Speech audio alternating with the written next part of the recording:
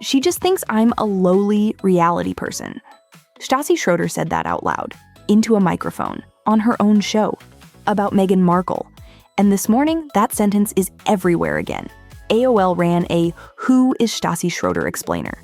So did ABC News, so did Us Weekly, 4 outlets, same morning, same question. And every one of them kept that quote. Because it's the best thing in the file. Here's the part that makes it delicious.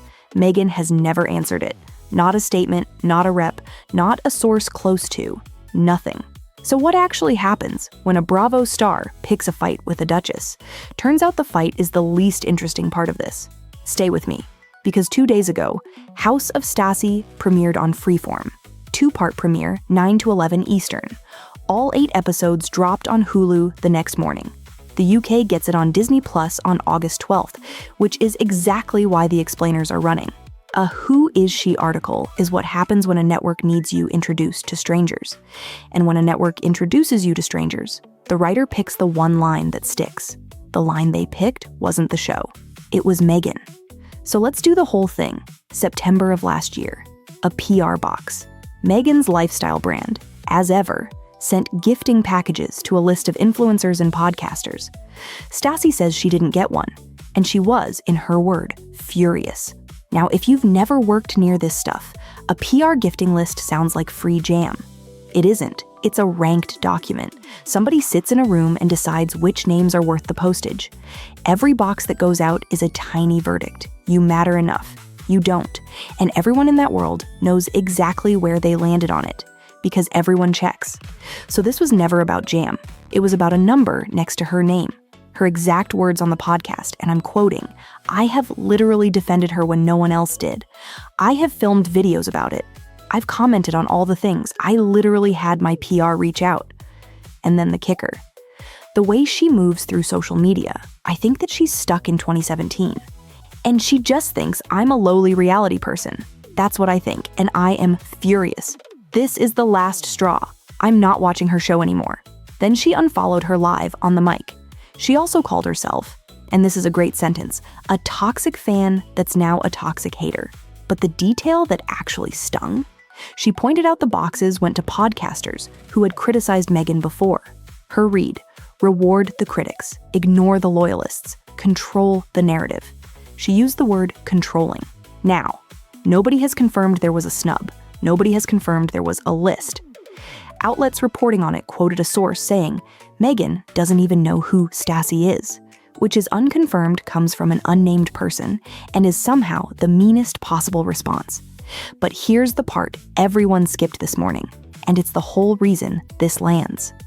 Stassi was on Vanderpump Rules for 8 seasons, 2013 to 2020. She was the one you quoted. She was the most quotable person on the most quotable show on cable. Saying the unsayable was the entire job.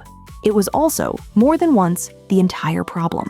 CBS Los Angeles reported back in 2018 that she'd had to publicly apologize over comments on her own podcast. Then in June 2020, Bravo fired her and castmate Kristen Dout, on the same day. As the AOL explainer lays out this morning, a 2018 incident had resurfaced.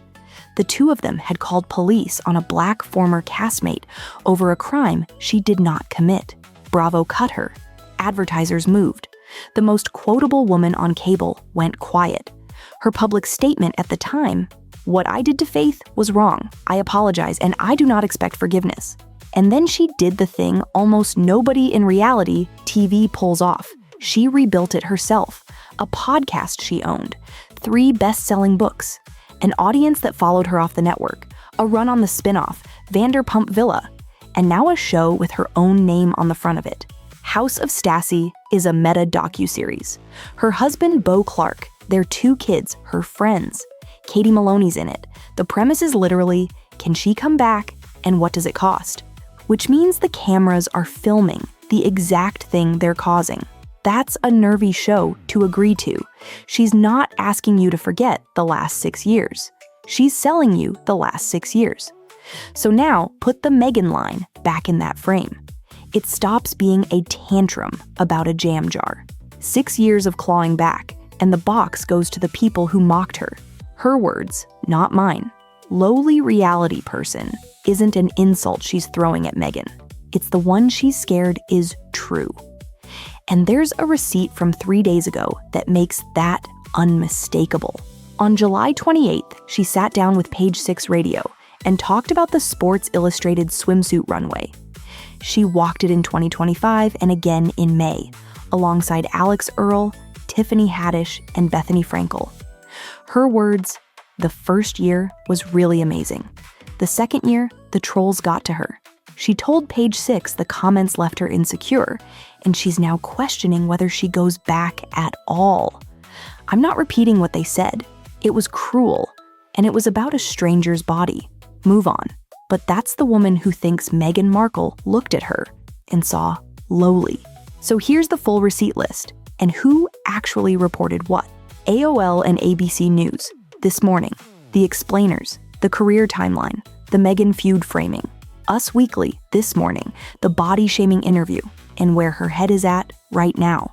Page Six Radio, July 28th. Her own account of the runway in her own voice. Her own podcast, September 2025. Every Meghan quote in this video. Direct from her, on the record. And from Meghan Markle. Nothing. No denial, no confirmation, no comment. 10 months running. Which, if you know anything about how a fight actually works, is the most effective move available. Answer it, and you've confirmed there's a list. Answer it, and a reality star is now your equal. Saying nothing costs her nothing. It's the cheapest and coldest option on the menu. You can't lose an argument nobody's having with you. Meghan just never showed up to it. Meanwhile, Stassi got a Freeform premiere, a full Hulu drop, and 4 outlets writing her name today. So tell me who actually won this one, because I genuinely go back and forth on it. Was that a woman genuinely hurt by a snub? Or the sharpest press instinct working in reality TV? Because lowly reality person got her more coverage this year than 8 seasons of Bravo ever did. One sentence, no budget, no network, and a duchess's name doing all the heavy lifting. Maybe both things are true at once. In this business, they usually are. Tell me in the comments, snub, strategy, or a woman who just said the quiet part out loud. And if Meghan ever does say one word back, you know exactly where you're hearing it first.